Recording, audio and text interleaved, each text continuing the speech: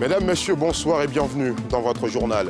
Dans l'actualité ce jeudi, c'est au président du Conseil européen, l'ancien Premier ministre du Portugal, António Luís Santos da Costa, que revient le prix Félix Houphouët-Boigny UNESCO pour la recherche de la paix. Son ouverture au dialogue, la promotion de la paix et des pays en voie de développement sont les qualités qui lui ont valu cette grande distinction. La cérémonie s'est tenue en présence du président Alassane Ouattara ce matin. Au moment où la saison des pluies bat son plein, nous évaluons ce soir l'impact des ordures ménagères sur les canalisations. Plusieurs quartiers d'Abidjan, rien qu'aujourd'hui, étaient inondés en raison des canalisations bouchées, de graves dangers pour la santé et la sécurité des populations. Le constat dans quelques minutes. Et puis, aux États-Unis, 2 employés de l'ambassade d'Israël ont été tués par balle hier mercredi dans la soirée près d'un musée juif de Washington. Le présumé coupable est un homme âgé de 30 ans. C'est une attaque qui provoque un regain de tension internationale. Voilà pour le sommaire. Vous suivez le 19h50 et vous faites toujours bien. Le prix Félix Houphouët-Boigny UNESCO pour la recherche de la paix a été décerné ce jeudi à Abidjan à l'ancien Premier ministre portugais António Luís Santos da Costa. Michel Camdessus, vice-président du jury et ancien directeur général du Fonds monétaire international, justifiait le choix de l'actuel président du Conseil européen déjà le 16 octobre 2024 en ces termes: l'ensemble de son œuvre et la constance avec laquelle il a gardé dans ses préoccupations de grands responsables politiques le souci de la paix et de la promotion des pays en voie de développement. C'est donc un disciple du président Félix Houphouët-Boigny qui a été célébré ce matin en présence d'Alassane Ouattara, le chef de l'État, son épouse ou encore Audrey Azoulay, la directrice générale de l'UNESCO. Le récit de Pierre Dipomela et Fulgence Kissiedou. António Luís Santos da Costa, président du Conseil européen et ancien Premier ministre du Portugal, a eu les faveurs du jury du prix Félix Houphouët-Boigny UNESCO pour la recherche de la paix pour son engagement en faveur du multilatéralisme, du dialogue et du développement durable. Ce prix est une occasion de célébrer la mémoire de l'ex-président ivoirien Félix Houphouët-Boigny, qui a fait de la recherche de la paix un sacerdoce, a indiqué le président Alassane Ouattara. Cher lauréat, M. António Luís Santos da Costa, je voudrais vous adresser mes sincères félicitations en votre qualité de Premier ministre du Portugal, puis de président du Conseil européen depuis décembre 2024. La recherche du compromis et de la paix sont les constantes de votre engagement politique. Vous vous êtes toujours distingué comme un grand défenseur du dialogue et du multilatéralisme. Le président ivoirien, protecteur de ce prix, a salué la mémoire de son prédécesseur, Henri Konan Bédié, qui a constamment contribué à la pérennisation de ce prestigieux prix. Il a aussi assuré que la présidentielle ivoirienne d'octobre 2025 se déroulera dans la stabilité et la concorde nationale. Cette année 2025 sera marquée par l'élection du président de la République de Côte d'Ivoire. Dès que je prononce ce mot, tout le monde attend que je dise autre chose.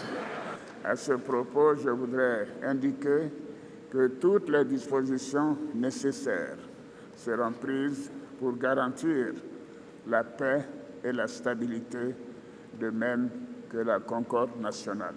António Luís Santos da Costa, lauréat de l'édition 2024, a dit l'énorme responsabilité que représente ce prix pour lui.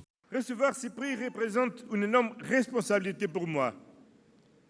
La liste des personnalités et institutions qui m'ont précédé, c'est vraiment impressionnante.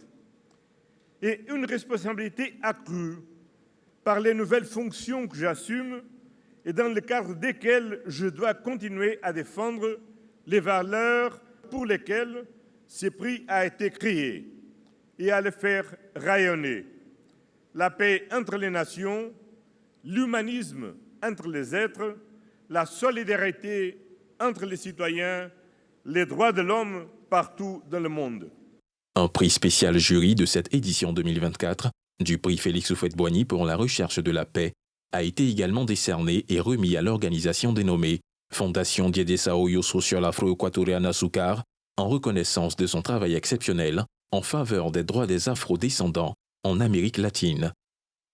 Créé en 1989 par l'UNESCO, le prix Félix Houphouët-Boigny UNESCO pour la recherche de la paix honore les personnalités, institutions ou organisations ayant contribué de manière significative à la promotion, à la recherche et au maintien de la paix. La saison des pluies bat son plein en Côte d'Ivoire et ce matin, nous étions à la vigilance jaune avec des pluies comprises entre 50 et 70 mm. La situation ne devrait pas être alarmante pour l'instant et pourtant, nous avons assisté à des inondations à certains endroits. Une situation due à des canalisations bouchées par les ordures ménagères. Autant vous dire d'éviter tout de suite car cela peut engendrer de graves dangers, non seulement pour votre santé, mais aussi pour votre sécurité. Le constat dans le Grand Abidjan de Nadia Idja et Eric Kimo. Modeste, Nouveau Goudron. Au cœur de ces cités aux fières allures se cache une réalité moins reluisante. Les canalisations devant servir pour l'évacuation des eaux ressemblent de plus en plus à des dépotoirs. Sachets, bouteilles en plastique et autres déchets pullulent aux grandes dames des résidents. Cela donne une mauvaise image, parce que qui dit belle cité dit propreté. Mais bon, tout le monde n'a pas reçu aussi la même éducation. Donc. Une situation préoccupante pour le syndic qui réfléchit régulièrement à des solutions pérennes. En attendant, l'accent est mis sur la sensibilisation pour freiner cette insalubrité qui dégrade le cadre de vie et cause des maladies. Ça nous inquiète parce que là, les moustiques, surtout pour ceux qui sont juste à côté là, c'est de sensibiliser toujours, sensibiliser, parce que c'est comme j'ai dit, ces eaux usées, ces eaux qui stagnent, c'est les moustiques, c'est le palu et ça tue. Il faut qu'on fasse attention. À Yopougon-Agbayaté, le constat est encore plus écœurant. Les populations aux alentours de cette canalisation se cachent à peine pour y déverser leurs ordures. Souvent quand on vient les matins pour travailler même là, on est en bas des voitures, mais il y a les odeurs qui passent, ça nous fatigue, mais on est obligé de faire ça comme ça. Ça, c'est les gens qui viennent dedans. Souvent, quand il fait nuit, là, ça, les gens viennent jeter dedans. Chaque jour, ça se augmente. Au fur et à mesure, ça se augmente. Si ça se bouche, au fur et à mesure, l'eau, ça va descendre sur nous aussi. Ça, seulement, c'est pas joli à voir. Odeur nauséabonde, risque d'inondation et de maladies, certains riverains ont décidé de prendre le taureau par les cornes pour sensibiliser et prévenir les dégâts. Chaque fois, on en parle, mais maintenant, on a commencé à surveiller pour voir qui fait ça. C'est là on a su que non, c'est les gens qui quittent à la maison. Voilà, qui en partant, ils prennent les sachets et puis ils déposent ça, puis ils s'en vont. De jour quand on attrape quelqu'un, ils prennent ton audio et puis va sur la route et puis tu as versé, il y a la poubelle là-bas. C'est là ils prennent maintenant pour aller. C'est ça qui fait qu'aujourd'hui, c'est ni joli comme ça. Dans le quartier Sinakassi 2, les conséquences de l'obstruction des voies de canalisation sont déjà palpables. Les inondations sont récurrentes, d'où les travaux de curage engagés depuis quelques jours. Nous sommes en train de faire un nettoyage mécanisé. Voilà, après le nettoyage mécanisé, on va passer au nettoyage manuel. C'est-à-dire aller nettoyer avec la main les endroits qui ne peuvent pas être nettoyés par le tractopelle. Après, il y aura un nettoyage final à l'eau, de telle sorte qu'on puisse voir même le béton du caniveau. Pour cette action de salubrité, plusieurs jeunes du quartier se sont mobilisés. Une initiative à l'actif de la fondation Tanokura, basée dans le quartier. On a remarqué dans ce secteur qu'il y avait des inondations lors de la saison des pluies. Et là, nous sommes dans la saison et nous nous sommes dit pourquoi ne pas aider aussi à diminuer ces inondations-là dans la zone. Là, pour le moment, on est en train de déboucher tous les caniveaux de la zone. Donc Sinakassi 2, Sinakassi 1, la cité Jacques Prévert, etc. Une démarche saluée par le syndic qui a déjà de son côté entrepris des actions d'assainissement. Nous, dans l'année, on essaie de curer 2 fois. À notre manière, 2 fois, mais on ne va pas en profondeur. Et donc, c'est bienvenu. Quand ils vont nettoyer nos eaux, ils vont nettoyer les canaux d'évacuation, les gros canaux là, ça va vraiment amoindrir. Si l'État veille à l'assainissement des eaux pluviales, ces initiatives personnelles sont à encourager. Nombreux sont les quartiers et cités qui mettent un point d'honneur à la question de l'assainissement et de la salubrité à travers des opérations grand ménage. Dans le reste de l'actualité nationale, la justice a prononcé son verdict dans l'affaire opposant le président du PDCI-RDA, Cheikh Tidiane Thiam, à la militante Valérie Yapo ce matin. Parmi ces 5 plaintes, Valérie Yapo a été déboutée sur 4. On retiendra, entre autres, que Cheikh Tidiane Thiam demeure président du PDCI-RDA, ce que la militante souhaitait faire annuler. Après ce verdict, des cadres du PDCI-RDA ont invité l'ensemble des acteurs de la vie du parti à dialoguer. Les précisions de Salifi Alekwe. Valérie Yapo, ancienne déléguée départementale du parti à Akupé, a vu la quasi-totalité de ses requêtes rejetées par le tribunal. Une décision qui réjouit les avocats de Tidjane Thiam. Vous remarquerez bien qu'elle a perdu à 90% son procès, puisqu'elle a été déboutée de l'élection du président Thiam, déboutée de l'annulation des organes, déboutée de la mise en place d'un administrateur provisoire. Elle a été encore déboutée de ses dommages et intérêts. C'est nous qui avons gagné ce procès. La plaignante, Valérie Yapo, a également réagi à la suite de ce verdict. Et le fait de démissionner, j'appelais ça une démission aveugle. C'est-à-dire, Yapo Valérie a raison, je suis obligé de partir pour revenir. Et donc, c'était une satisfaction pour moi, c'est la plus grande de toutes. Voilà. C'est-à-dire que j'ai fait démissionner le président, il me donne raison, c'est que j'avais raison. Je ne contestais jamais sa nationalité, mais je dis, quand il a été élu président du PDC, il était français, et ce n'était pas faux.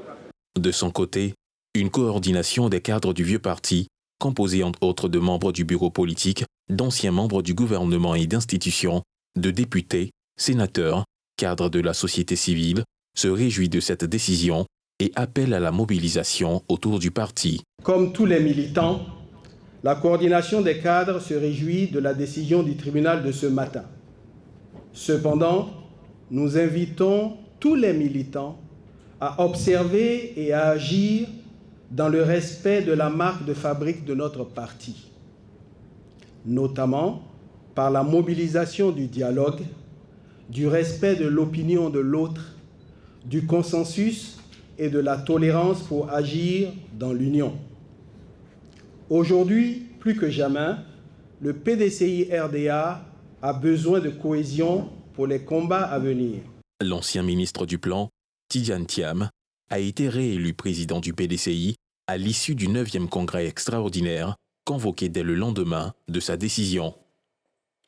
La souveraineté de la Côte d'Ivoire en question lors d'une conférence débat à l'initiative de l'organisation de la société civile L'Africanisme. La conférence a réuni des militants de partis politiques, des journalistes et des jeunes leaders. Tous, vous allez le voir, se sont exprimés sur les avancées et les défis qui entourent l'autonomie réelle de notre pays. Et cela à 5 mois de l'élection du président de la République. Moussa Nikiema, Mina Touré, Joseph Zécré. Ils sont journalistes, responsables d'ONG ou acteurs de la jeunesse. Ils sont réunis dans le cadre d'une conférence débat sur la souveraineté nationale. Invités par l'association Société civile L'Africanisme, ils échangent sur le niveau de souveraineté du pays, à quelques mois des élections présidentielles. Dans un monde globalisé et interdépendant, peut-on vraiment parler de souveraineté? A priori, non.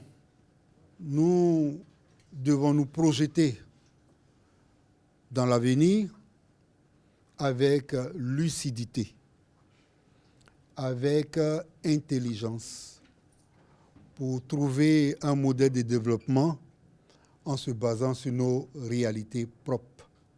Certains ont pu dire c'est un leurre, mais en même temps que de toutes les façons, tous les États sont souverains et il faut coopérer avec d'autres États. Il ne faut pas rejeter les autres. Il faut juste faire des alliances dans le sens du bien-être des populations et c'est le plus important. La jeunesse, présente à la rencontre, souhaite prendre toute sa place dans ce processus de construction nationale. Je suis sortie du débat cultivé. J'ai retenu que la société civile joue un rôle très important dans la défense des intérêts africains, surtout ivoiriennes. L'objectif, c'est d'avoir une Côte d'Ivoire en paix. C'est notre objectif. On est une nation en construction, c'est d'essayer de repenser aussi cette souveraineté avec ce que nous avons, avec nos réalités, avec notre culture, avec nos us et coutumes, avec aussi notre vision de la nation ivoirienne que nous voulons construire. Entre fierté nationale et remise en question, cette rencontre a permis de rappeler l'importance de la souveraineté pour une nation, mais aussi la place qu'elle occupe dans la consolidation. Nous vous le disions en titre, aux États-Unis, 2 employés de l'ambassade d'Israël ont été tués par balle hier mercredi dans la soirée. Le drame s'est déroulé près d'un musée juif de Washington. Le présumé coupable, lui, est un homme âgé de 30 ans. C'est une attaque qui provoque un regain de tensions internationales, comme nous le montre Pierre Dipomela. Des coups de feu ont retenti près du Capitol Jewish Museum, en plein centre de Washington, non loin du Capitole et de la Maison-Blanche, et qui accueillait une réception d'organisations juives. Après la fusillade qui a fait 2 morts, Donald Trump et Benjamin Netanyahou ont tous deux dénoncé une agression antisémite. Les autorités municipales, elles, s'indignent. Ce que je sais, c'est que cet horrible acte va effrayer beaucoup de personnes dans notre ville et dans notre pays. Et je tiens à dire clairement que nous ne tolérerons pas cette violence ou cette haine dans notre ville. Nous ne tolérerons aucun acte de terrorisme et nous allons nous unir en tant que communauté dans les jours et les semaines à venir pour envoyer un message clair. Nous ne tolérerons pas l'antisémitisme. Cette attaque a également provoqué une passe d'armes entre la France et Israël, dont le chef de la diplomatie a accusé des pays européens d'inciter à la haine. La police a identifié le tireur comme étant Elias Rodriguez, âgé de 30 ans et originaire de Chicago, dans le nord des États-Unis. Ali Diarra-Souba sera à l'antenne dans un instant, un nouveau numéro de Sans réserve dans lequel il reçoit Vincent Taubirier, ancien préfet d'Abidjan, et désormais candidat déclaré à l'élection présidentielle du 25 octobre prochain. Alors ne décrochez surtout pas. Ce journal, lui, est terminé. Je vous remercie de l'avoir suivi. Soyez prudents au volant, la chaussée, elle est glissante. Et puis, n'oubliez pas de sortir couvert. Excellente soirée sur la nouvelle chaîne ivoirienne.